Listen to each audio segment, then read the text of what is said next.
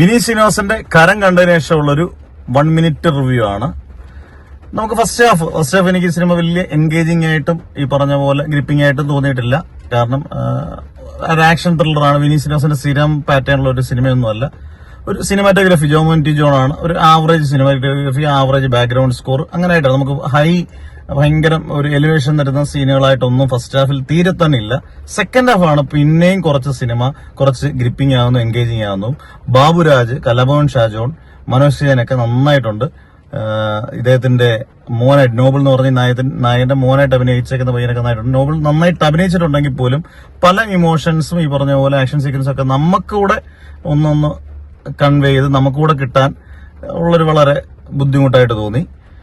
Overall ഒരു one time watchable, maximum ഒരു one time watchable. ഇതിനകത്ത് വന്നു പോകുന്ന ചെറിയ ചെറിയ ക്യാരക്ടേഴ്സ് ആണെങ്കിൽ നമ്മുടെ ആശാൻ, കേരള ബ്ലാസ്റ്റേഴ്സിന്റെ ആശാൻ ഇതിനകത്തൊരു നല്ലൊരു ക്യാരക്ടർ ചെയ്യുന്നുണ്ട്, നന്നായിട്ട് ചെയ്തിട്ടുണ്ട്. 2-3 സീനേ ഉള്ളെങ്കിൽ പോലും നന്നായിട്ട് ചെയ്തിട്ടുണ്ട്.